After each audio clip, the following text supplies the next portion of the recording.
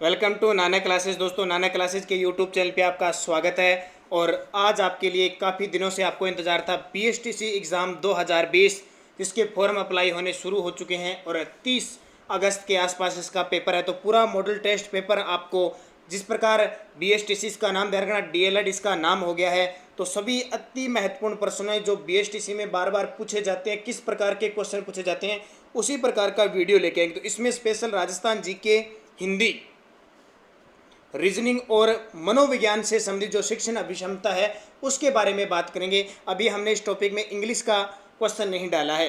तो आपके साथ शुरुआत करता हूं। जल्दी से वीडियो को एक तो आपको लाइक करना है सारे विद्यार्थियों को, और शेयर करना है अपने दोस्तों में। जितने भी बीएसटीसी के विद्यार्थी हैं उन्हें कह दीजिए कि मॉडल टेस्ट पेपर आपके लिए शुरू हो चुका है। अगर आप चैनल पे नए हैं तो इसको सब्सक्राइब कर लेना, और सब्सक्राइब करने के बाद इसके पास लगे बेल आइकन के घंटे को दबा लेना, ताकि जो भी वीडियो अपलोड होता है वो आप तक उसका नोटिफिकेशन पहुंच सके। तो स्टार्ट करते हैं पहले क्वेश्चन से।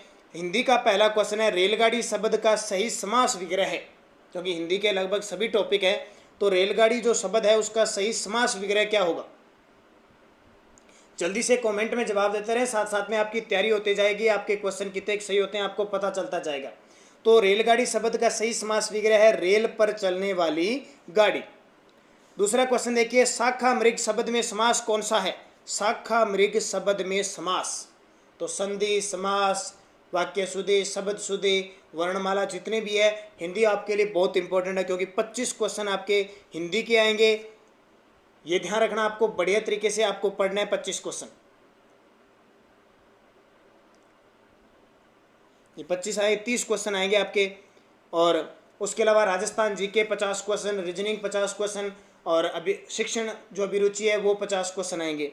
तो शाखा मृग शब्द में समास है बहुब्री समास है। कौन सा समास है? बहुब्री समास।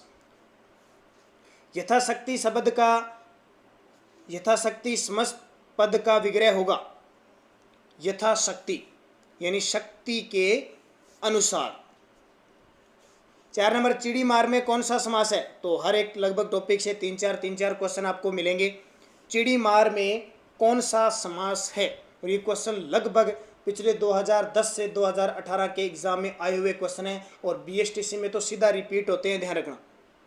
तो इसमें एक कर्म तत्पुरुष समास। किस कर्म में नी उपसर्ग नहीं है? किस कर्म में नी उपसर्ग नहीं है? निबंध, नियम, निर्बल, निवास। तो इसका सही जवाब हो जाएगा निर्बल। 29 में कौन सा उपसर्ग लगा है? ध्यान रखना, बहुत सारे विद्यार्थी सोच रहे होंगे कि आज बुधवार के दिन राजस्थान पुलिस का मॉडल टेस्ट पेपर मिलता है। हाँ, आप सही बात है, राजस्थान पुलिस का ही मिलता है, लेकिन अभी तक मॉडल टेस्ट पेपर तैयार ही नहीं हुआ, और बीएसटीसी का पहले तैयार कर दिया गया, इसलिए आज बुधवार के दिन आपको दे दिया। तो राजस्थान पुलिस का जल्द ही आपको उपलब्ध हो जाएगा। तो 29 में कौन सा उपसर्ग लगा है? तो ये जाहिर सी बात है, अगर आपको संधि बढ़िया तरीके से, व्यंजन संधि और ये समझ में आ गई तो आप इसको क्लियर कर सकते हो। उत लगा हुआ है। पुराण शब्द में इक प्रत्यय लगाने पर कौन सा शब्द बनता है? पुराण शब्द में इक प्रत्यय लगाने पर कौन सा शब्द बनता है? तो ध्यान रखना, पौराणिक। पुराण में इक लगाते ही क्या बन जाएगा? पौराणिक। तो शब्द शुद्धि आपको सबसे ज्यादा ध्यान रखनी है। कलंक में इत प्रत्यय लगाने पर कौन सा शब्द बनता है? कलंक में अगर इत प्रत्यय लगा दे, और प्रत्यय हमेशा पीछे जुड़ता है आपको पता है, और एक नई शब्द का निर्माण करता है, कौन सा शब्द बनता है? तो ध्यान रखना, कलंकित। पृथ्वी के उस पर आए को बताइए जिसका अर्थ है धारण करने वाली ना हो। पृथ्वी के उस पर आए को बताइए जिसका अर्थ है धारण करने वाली ना हो, तो वो है भूमि। अर्जुन का प्रायवाचिक है, तो प्रायवाचिक आपके लिए बहुत इंपॉर्टेंट हो जाते हैं। अर्जुन का प्रायवाचिक, धनंजय, सुरपति, पुरंदर, शक। तो धनंजय अर्जुन का प्रायवाची है। परिजात किसका प्रायवाचिक शब्द है? पारिजात किसका प्रायवाचिक शब्द है? तो यहाँ पे हिंदी और मनोविज्ञान, रीजनिंग, राजस्थान जीके के मैटर की हम बढ़िया तरीके से बात करेंगे। तो सही जवाब कल्प वृक्ष का है। किस कर्म में आमिष का विलोम है? आमिष, विलोम शब्द देखने में बड़े आसान लगते हैं। जब हम चौथी, 5वीं, 8वीं, 9वीं पढ़ते थे तो हम सीधा पढ़ते थे कि शेर शेरनी हो जाता है, माता पिता हो जाता है, काला सफ़ेद हो जाता है, वो विलोम शब्द एग्जाम में नहीं आते, ध्यान रखना। ऊपर नीचे हो जाता है, आकाश पाताल हो जाता है, वो नहीं आते। देखिए आमिष का विलोम शब्द क्या है? ऑप्शन सामिस, निरामिष, अनामिका, प्रामिस। बड़े सरल से लगते हैं लेकिन सही सटीक जवाब है निरामिष। संसांक शब्द का अर्थ नहीं है, इनमें से संसांक शब्द का अर्थ नहीं है।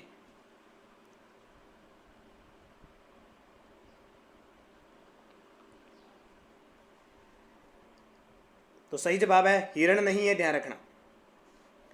हलधर शब्द का अनेकार्थी नहीं है, हलधर शब्द का अनेकार्थी नहीं है। इनमें से कौन सा है जो हलधर का शब्द नहीं है? तो ध्यान रखना घोड़ा नहीं है। हल से संबंधित बैल भी है, बलराम भी है और किसान भी है, तो घोड़ा नहीं है, ध्यान रखना। किस क्रमांक में क्षति क्षिति शब्द युगम का सही अर्थ भेद है? ध्यान रखना समानार्थक, अर्थक भेद, ये सारे क्वेश्चन एग्जाम में आते ही आते हैं और बड़े गहराई से इनको पढ़ना पड़ता है क्योंकि बहुत ही सूक्ष्म इनमें अंतर होता है। क्षति क्षिति, तो क्षति और क्षति देखें तो क्षति होता है समूह और क्षिति हानि। क्षति समूह, क्षिति हानि, थोड़ा सा उल्टा है ये, शायद ध्यान रखना। क्षति तो होता है हानि और क्षिति होता है समूह, ये कर लेना, सी उल्टा हो गया, दोनों में क्षति हानि हो गई और क्षिति समूह हो गया। 4 अतिथि आ गए, उसको जलपान कराना है, में किस तरह की अशुद्धि है? 4 अतिथि आ गए, उसको जलपान कराना है, में किस तरह की अशुद्धि, किस तरह की? आप किताबें पढ़ते हो क्योंकि बहुत सारी चीज़ें अशुद्ध पढ़ते हो और हम अशुद्ध पढ़ते हैं, इसलिए हमें शुद्ध का ज्ञान होता ही नहीं है, हम शुद्ध निकाल नहीं सकते। तो इसमें देखिए किस प्रकार की अशुद्धि है, लिंग संबंधी, वचन संबंधी, क्रिया संबंधी या कारक संबंधी? तो वचन संबंधी, ध्यान रखना। 4 अतिथि आ गए, उनको जलपान कराना इसका सही होगा। वर्तनी का शुद्ध रूप चयन कीजिए, इनमें से कौन सा शब्द शुद्ध है? देखिए चारों शब्द आपको एक जैसे लग रहे हैं लेकिन आपने क्या पढ़ा है वो आपको गौर करना। तो इसका सही जवाब है अमावस्या। अशुद्ध वाक्य छांटिए इसके में। अशुद्ध, उसके बाद क्या हुआ? मेरे पास केवल एक घड़ी है, मेरा चश्मा तुमसे अच्छा है, तुम सबसे सुंदर हो। अशुद्ध बताना है।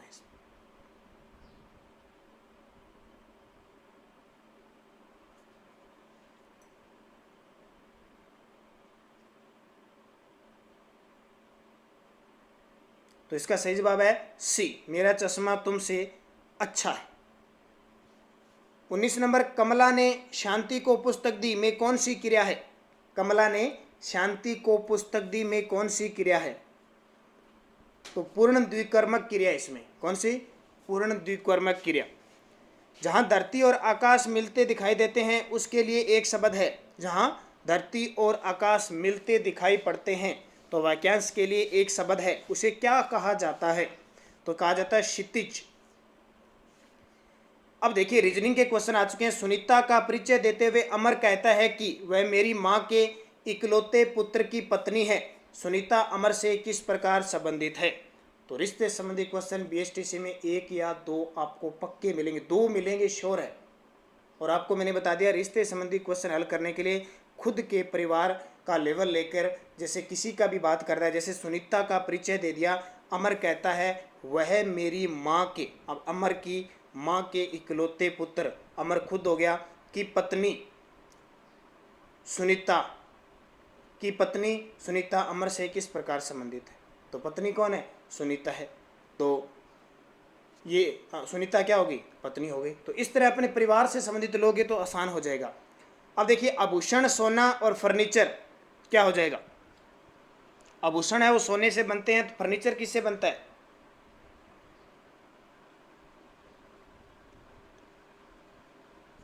तो लकड़ी से बनता है।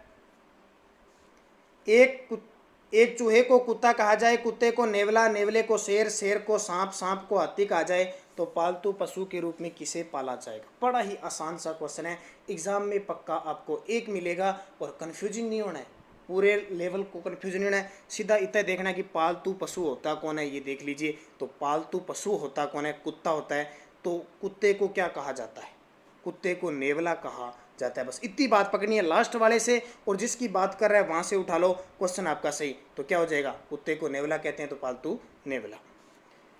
विजय ने 6 किलोमीटर की यात्रा उत्तर दिशा में की, फिर बाएं मुड़कर 4 किलोमीटर और पुनः बाएं मुड़कर 6 किलोमीटर की यात्रा की।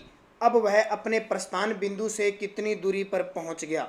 अब ये क्वेश्चन थोड़ा टाइम देने वाले क्वेश्चन है, और अगर हम पूरे वीडियो को इतना लंबा वीडियो टाइम देंगे तो बहुत ज़्यादा समय हमें लग जाएगा। तो बहुत सारे विद्यार्थियों की मांग थी कि रीजनिंग में टाइम दिया जाए, तो मैं थोड़ा सा टाइम दूंगा आपको, ज़्यादा टाइम नहीं दूंगा, क्योंकि अगर ज़्यादा टाइम दिया तो वीडियो बहुत लंबा होगा। तो मैं सीधा उत्तर बताऊंगा, आप करके ज़रूर देखोगे इसको। तो इसका सही जवाब है 4 किलोमीटर। बता भी नहीं सकता, इतना लंबा विवरण मैं नहीं दूंगा, सिर्फ मॉडल टेस्ट पेपर है। फिर देखिए 7, 8, 10, 13, 17 अगली संख्या क्या आएगी? श्रेणी संख्या है, ये भी क्वेश्चन पक्के आएंगे एग्जाम में, ध्यान रखना। 7, 8, 10, 13, तो आप देख लीजिए 1 का, 2 का, 3 का, 4 का, 5 का। अब 17 और 5 22 हो जाएगा। 48, 82, 44, 77, 40, 72 अगली संख्या क्या होगी? देखो 48 में 4 घट रहे हैं, 4 घट रहे हैं, तो यहाँ 4 घटेंगे, 36 आएगा। जाहिर सी बात है, सीधा ही आंसर आ जाएगा। एक घड़ी में 10:35 हुए हैं। अगर छोटी सुई ठीक पश्चिम दिशा में है तो बड़ी सुई किस दिशा में होगी? आपको आधे सेकंड, मैं आपको 30 सेकंड का समय देता हूँ। 10:35 हुए हैं। अगर छोटी सुई ठीक पश्चिम दिशा में है तो बड़ी सुई किस दिशा में होगी? जल्दी से करके मुझे कमेंट कर दो। और राजस्थान पुलिस का आपको मॉडल टेस्ट पेपर मिल रहा है, संडे को तो मिल रहा है, उसके अलावा बुधवार और संडे को मिलेगा, ध्यान रखना, फिक्स है। ये BSTC के लिए अपने टाइम फिक्स करेंगे कि कौन सा वार आपको मिलेगा, या तो शुक्रवार मिलेगा या मंगलवार मिलेगा, इसकी फिक्स आपको टेलीग्राम पे सूचना मिल जाएगी। तो इसका सही जवाब है दक्षिण पूर्व। अब ये देखिए, ये क्वेश्चन आजकल एग्जाम में पक्के आने लगे हैं, ये भी क्वेश्चन आता ही आता है, और बहुत सारे, लगभग मैं मानता हूँ 70 से 80% विद्यार्थी इस क्वेश्चन को गलत करके आते हैं। तो इसका सही जवाब डी हो जाएगा, करके देख लेना जोड़े बना के इसकी। निम्न चित्रों में त्रिभुजों की संख्या ज्ञात करनी है। अब त्रिभुज नहीं है, त्रिभुज मैं आपको बना के दे देता हूँ, ये है त्रिभुज।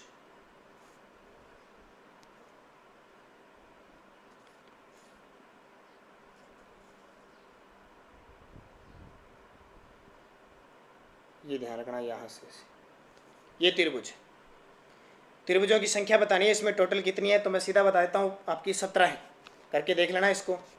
बेमेल छांटना है, बड़ा ही आसान सा क्वेश्चन है, और सारे विद्यार्थी लाइक करोगे, शेयर करोगे, अपने 5-5 विद्यार्थी रोज जोड़ोगे BSTC के लिए, और उन्हें कह देना। और जल्दी BSTC के लिए राजस्थान करंट अफेयर्स की वीडियो भी मैं लेके आ रहा हूँ, क्योंकि राजस्थान करंट अफेयर्स की बहुत मायने रखता है। आजकल 3 से 4 क्वेश्चन राजस्थान करंट अफेयर्स के देने लगे हैं BSTC में, पिछले 2-3 एग्जाम उठा के देख लेना।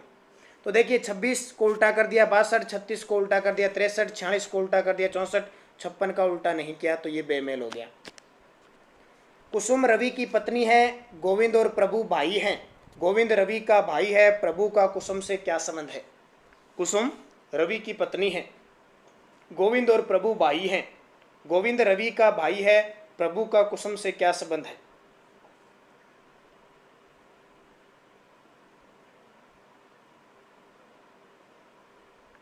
तो इसका सही जवाब हो जाएगा पति का भाई है, करके देख लेना। यदि 17 मार्च 1980 को सोमवार था तो 13 जुलाई 1980 को कौन सा दिन होगा? 17 मार्च 1980 को सोमवार, तो जुलाई, अब कितने दिन रह गए? 13 दिन तो मार्च के रह गए, अप्रैल के 30 दिन, मई के 31 दिन, जून के 30 दिन, सबको जोड़ दो और 7 से भाग दे दो, उसके बाद में दिन आ जाएंगे। तो ये दिन आता है शनिवार। 12 जनवरी 1960 को कौन सा दिन था? 12 जनवरी 1960 को कौन सा दिन था? बहुत इंपॉर्टेंट। अब यहाँ से क्या पता चलेगा? कोई पूछेगा कैलेंडर में कैसे पता चलेगा, तो इसका एक कोड होता है, सूत्र होता है, उस सूत्र के माध्यम से ये क्वेश्चन बड़ा आसान और स्टिक उत्तर आता है उसका। तो सही जवाब इसका इनमें से कोई नहीं है, ध्यान रखना। किसी घड़ी की घंटे की सुई और मिनट की सुई एक दिन में कितनी बार परस्पर समकोण पर होती है? यानी 90 डिग्री का कोण बनाती है मिनट और सुई। ध्यान रखना, समकोण पर 90 डिग्री का, 180 डिग्री का, ये जो जितने भी कोण बनाते हैं ये क्वेश्चन एग्जाम में आते हैं और हम अक्सर भूल जाते हैं। तो 44 ध्यान रखना। 50 विद्यार्थियों की कक्षा में योग्यता क्रम में एक लड़के का स्थान ऊपर से 31 है, तो नीचे का स्थान कौन सा होगा? यानी योग्यता क्रम में 50 विद्यार्थी है, एक लड़के का ऊपर से 31वां स्थान है, तो जाहिर सी बात है नीचे से उसका स्थान कौन सा होगा? तो 20वां स्थान होगा। ध्यान रखना। शब्द BUC के टी में अक्षरों के कितने जोड़े हैं जिनके बीच में उतने ही अक्षर है जितने वर्णमाला में उनके बीच होते हैं? जिनके बीच में उतने ही अक्षर हैं जितने वर्णमाला में उनके बीच में होते हैं।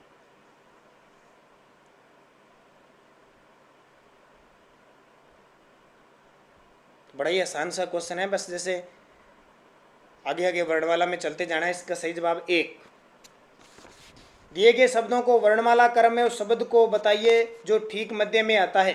दिए गए शब्दों को वर्णमाला क्रम में उस शब्द को बताइए जो ठीक मध्य में आता है इनमें से। अब देखिए सारों में P है और सारों में L है, ये तो कट गया। फिर देखिए A है, A है, E है, A है, तो ये नहीं आएगा। A के हिसाब से चको AN, AI, AY। अब यहाँ से पहला ले लो, दूसरा ले लो और तीसरा ले लो, अपने आप मध्य में आ जाएगा।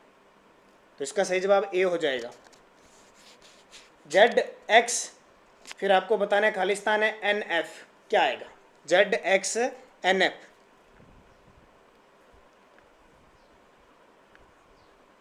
तो कितने कितने अक्षरों का अंतर आ रहा है?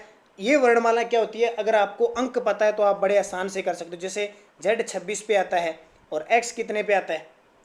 24 पे आता है, और उसके बाद में खालिस्तान आ गया, N 14 पे आता है और F कितने पे आता है? तो F 6 पे आता है। अब यहाँ से अगर आप कॉम्बिनेशन करके निकाल लोगे तो इसका आंसर आ जाएगा T, 20 आ जाएगा। कितना आ जाएगा? 20। अब अंतर कैसे निकालना है ये आप पे डिपेंड करता है। जैसे 6 में से 14, 6 और 8 14, 14 और 6 20, 20 और 4 24, 24 और 2 26, यानी घटता जा रहा है अंतर, तो T आ जाएगा। ADGGJM आगे क्या आएगा? अब वही बात 1 4 G7 और फिर बता रहा है 7 10 और 13। तो अगला क्या आएगा? देखो 3 3 का अंतर आ रहा है, 3 का 3 का 3 का 3 का। अब 3 का अंतर वाला देख लो, अपने आप क्वेश्चन सही हो जाएगा।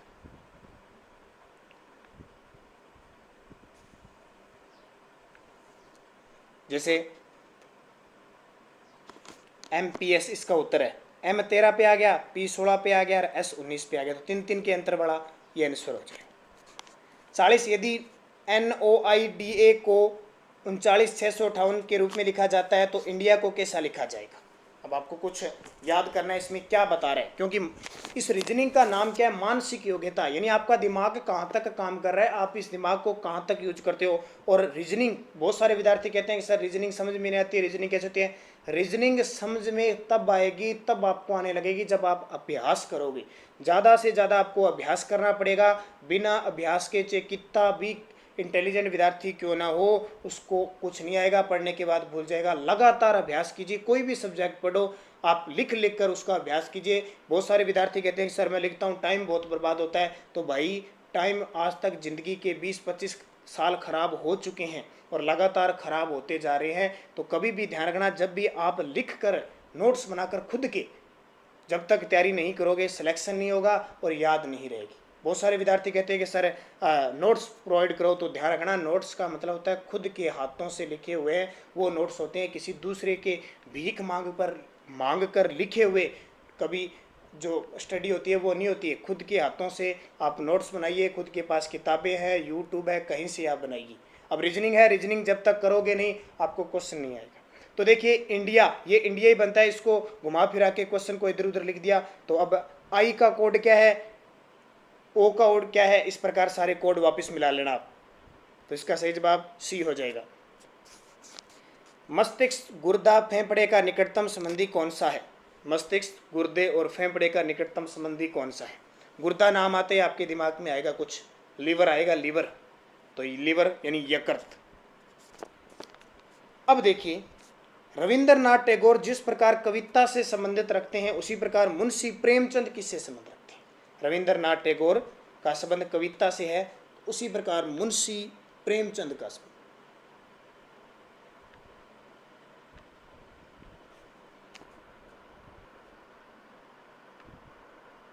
तो ध्यान रखना, मुंशी जो प्रेमचंद है, नाम सुना होगा आपने, कहानी लिखते थे, ध्यान रखना।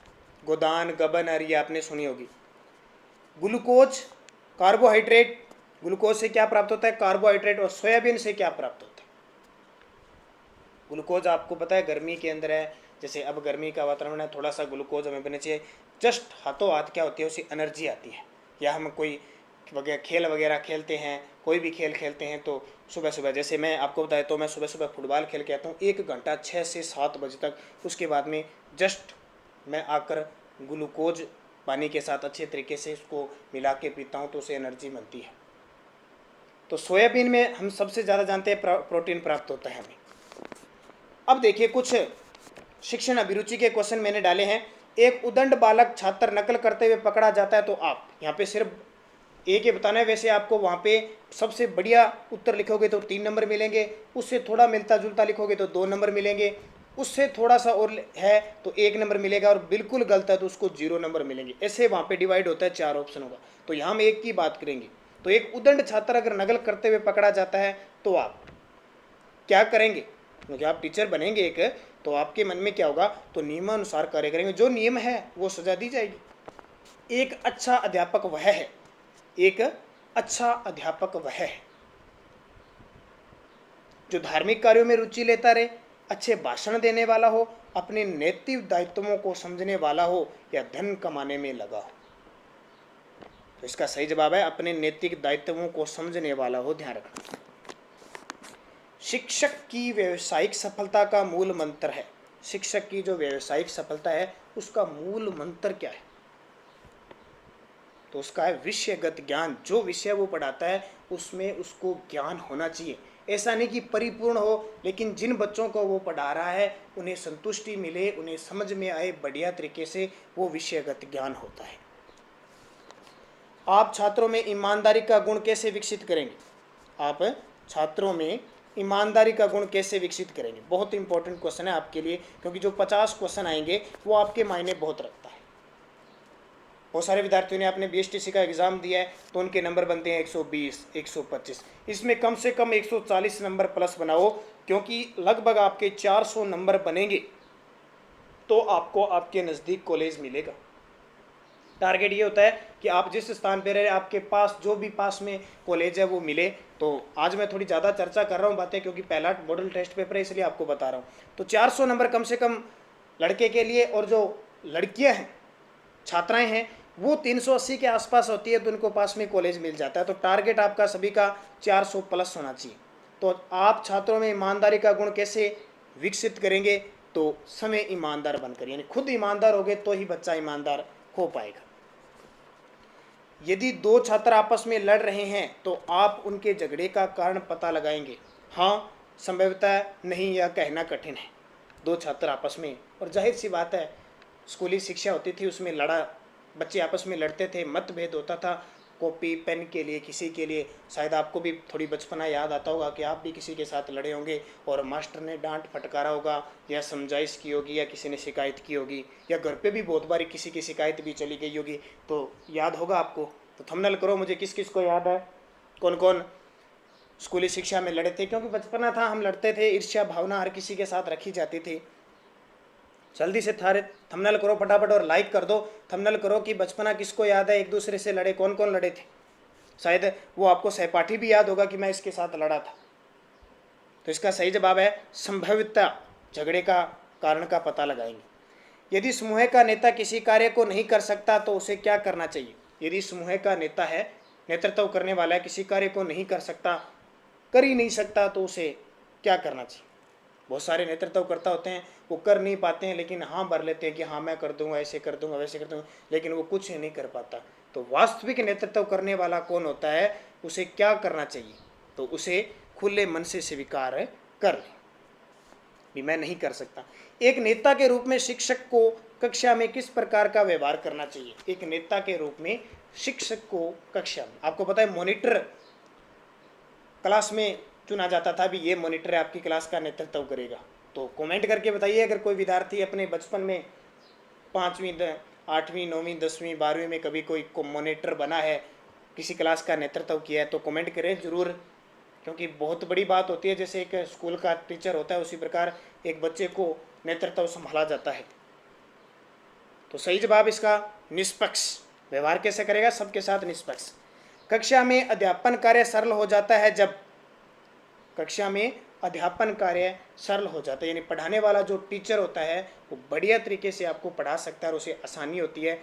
कब होती है? जब छात्र पढ़ने में मन लगाते हैं। शिक्षक तथा प्राचार्य एक दूसरे से निम्नलिखित संबंध रखते हैं। आज मैंने थोड़े क्वेश्चन डाले, ज़्यादा नहीं डाले, टोटल 100 क्वेश्चन का मॉडल टेस्ट पेपर है ये।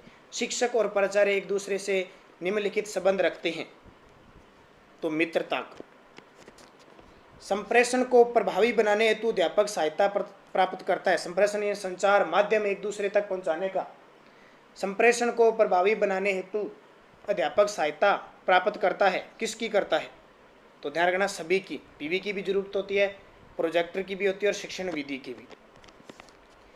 मौन रहकर हम संप्रेषण नहीं कर सकते, इस कथन से आप बहुधा सहमत है, पूर्ण बहुमत है, या सहमत है, असहमत है, या संभवत है?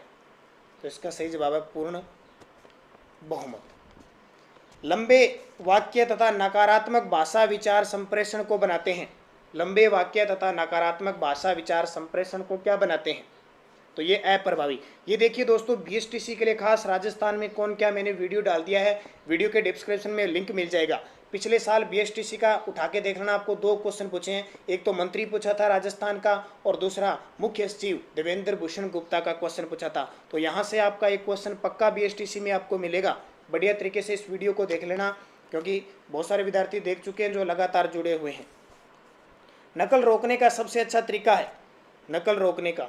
अब सारी बातें आपके बचपन से 12वीं तक के छात्र हैं जो अभी बीएसटीसी का एग्जाम गए, सब याद आता होगा कि आप जब आपके टेस्ट होते थे, अर्धवार्षिक परीक्षा होती थी, वार्षिक, नकल का काम था। क्योंकि मन ये ऐसा था कि नकल करनी थी, खुद का चाहे सही लिखा हो गलत लिखा हो, लेकिन दूसरे का दिखते ही हम फटाफट वो लिखते थे।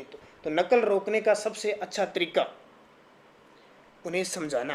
अध्यापक क्या करेगा? उन्हें समझाना कि नकल के जो प्रभाव है वो दुष्प्रभाव क्या है, नकल से हमें कितना नुकसान हो सकता है, वो चीज़ें बतानी। बाल्यावस्था में एक बालक अपने भावी जीवन का मॉडल चुनता है। बाल्यावस्था में एक बालक अपने भावी जीवन का मॉडल चुनता है। अपने बड़े भाई अथवा बहन को, अपने माता पिता अथवा श्रेष्ठ शिक्षक को, किसी भी आदर्श महापुरुष को, या कोई भी व्यक्ति जिसके आदर्श छात्र की कल्पना से मेल रखते हैं। तो सही जवाब कोई भी व्यक्ति जो आदर्श छात्र की कल्पना से मेल रखते हैं। प्रधानाध्यापक के साथ अनौपचारिक मिलन में अध्यापकों को किस विषय पर चर्चा करनी चाहिए? शिक्षण प्रक्रिया पर है, स्कूल की सफाई पर है, या विद्यालय की समस्या पर, या राजनीतिक घटनाओं पर?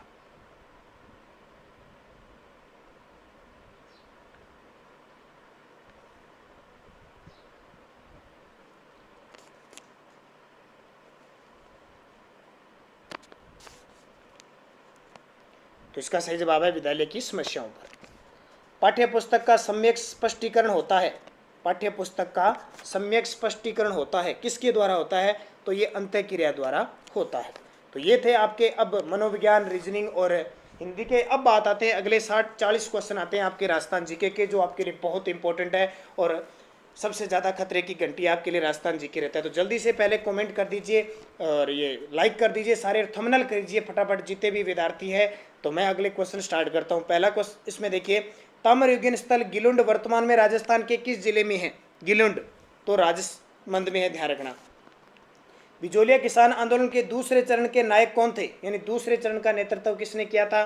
तो विजय सिंह पथिक ने किया था। राय सिंह को राजस्थान का कर्ण किसने कहा था? जो बीकानेर के शासक राय सिंह थे उनको राजस्थान का कर्ण किसने कहा था? तो मुंशी देवी प्रसाद ने कहा था। आंदोलन से संबंधित घटना और शहीदों का मिलान कीजिए। यहाँ आपको थोड़ा सा मिलान करना है, हालांकि मैंने इसका दिया नहीं है, सीधा बता देता हूँ। नानक जी भील किस आंदोलन में शहीद हुए थे? डाबी आंदोलन में।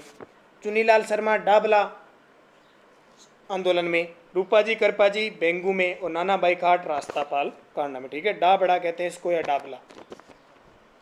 अमीरदेव चौहान ने अलाउद्दीन खिलजी के किन सेनापतियों को शरण दी थी? ध्यान रखना, पिछले साल पटवारी के अंदर क्वेश्चन आया था ये।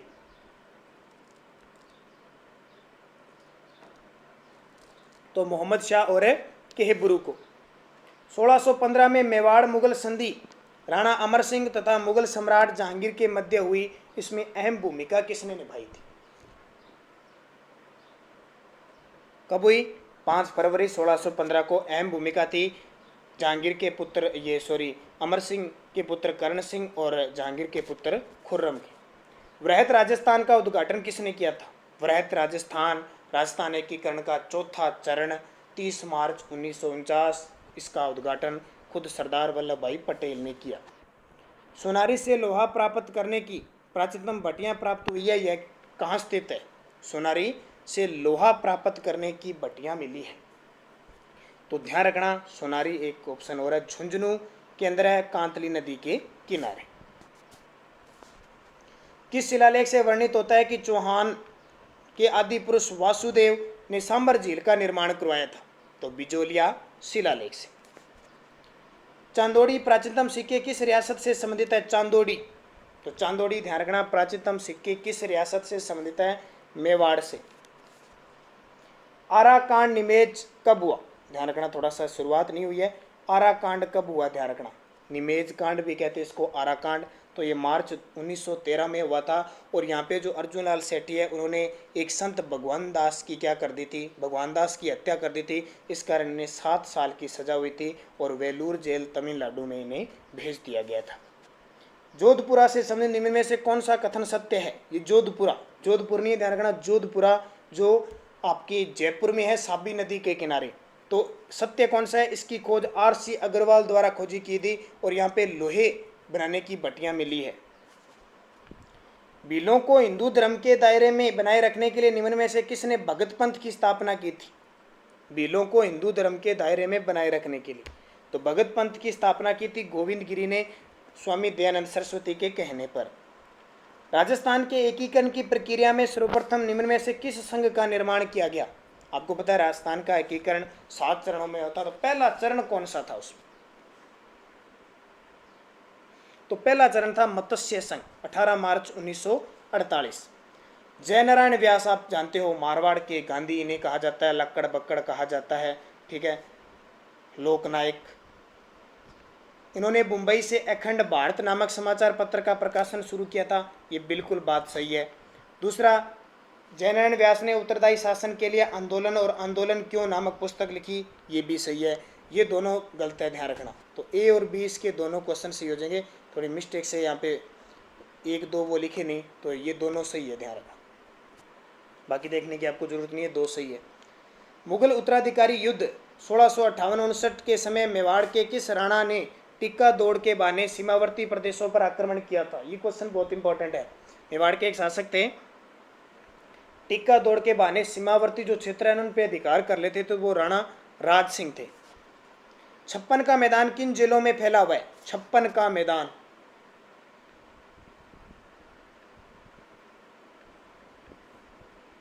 तो ध्यान रखना 56 का मैदान है वो बांसवाड़ा, डूंगरपुर और प्रतापगढ़ तीनों जिलों में फैला हुआ है। अरावली के निम्नलिखित शिखरों के अवरोही क्रम का सही क्रम बताइए। अब अरावली के शिखरों का 2 चीजें आपको याद रखनी है, अवरोही और आरोही। अवरोही क्या होता है, आरोही क्या होता है? अवरोही होता है घटते क्रम में, अवरोही होता है घटते क्रम में, आरोही होता है बढ़ते क्रम में। कहने का मतलब है कि अवरोही हम क्या करेंगे, पहला बड़े, फिर उससे छोटा, ऐसे। तो सबसे बड़ी जरगा, यहाँ ऑप्शन के हिसाब से सेट कर देना है, जरगा, उसके बाद में अचलगढ़, सायरा और कोटड़ा। राजस्थान का कौन सा जिला उत्तर प्रदेश और मध्य प्रदेश से संयुक्त सीमा रखता है? उत्तर प्रदेश और मध्य प्रदेश दोनों से, तो ये तो आपको आसान सा है, धौलपुर रखता है। डांग की रानी किस क्षेत्र को कहा जाता है? डांग की रानी, यहाँ क्षेत्र पूछा आपसे, ध्यान रखना। तो डांग की रानी कहा जाता है चंबल बेसिन को, और खास करके जिला पूछे तो करौली को कहा जाता है।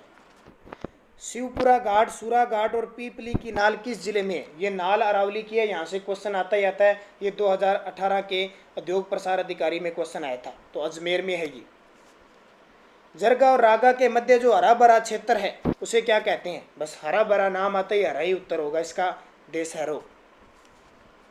माल खेत की पहाड़ियाँ किस जिले में? ध्यान रखना बीएसटीसी में जो 50 क्वेश्चन आएंगे 50 में से 30 क्वेश्चन तो इसी प्रकार के आएंगे, जैसे माल खेत की पहाड़ियाँ कहाँ पे है और कौन सा जिला लगता है कौन सा नहीं लगता है। तो सीकर के अंदर है माल खेत की पहाड़ियाँ। जयसमंद झील के पूर्व में कौन सा पठार स्थित है? जयसमंद जो झील है उदयपुर में, उसके पूर्व में कौन सा पठार स्थित है? ये 2018 के एग्जाम में आया हुआ, तो लसाड़िया का पठार है। राजस्थान में फ्लोरोसिस ग्रस्त पट्टी कहाँ पर स्थित है? फ्लोरोसिस यानी कुबड़ पट्टी जो है किस क्षेत्र में? तो नागौर और अजमेर में। अरावली पर्वत से संबंधित पठार नहीं है, कौन सा इनमें से अरावली पर्वत से संबंधित पठार नहीं है? लसाड़िया, बुराट, उड़िया, मालवा। तो ध्यान रखना कौन सा? मालवा नहीं है। राजस्थान के वे जिले जिनकी संपूर्ण राजनीतिक सीमा पड़ोसी जिलों की सीमा से लगती है, जिनकी पड़ोसी जिलों की सीमा से लगती है। ये क्वेश्चन आपको कमेंट में देना है। सारे विद्यार्थी देखते हैं कितने विद्यार्थी इस क्वेश्चन को समझ पाते हैं और कितने विद्यार्थी इसको सही दे पाते हैं जवाब इसका। तो आपके लिए 30 सेकंड का समय मैं यहाँ दूंगा।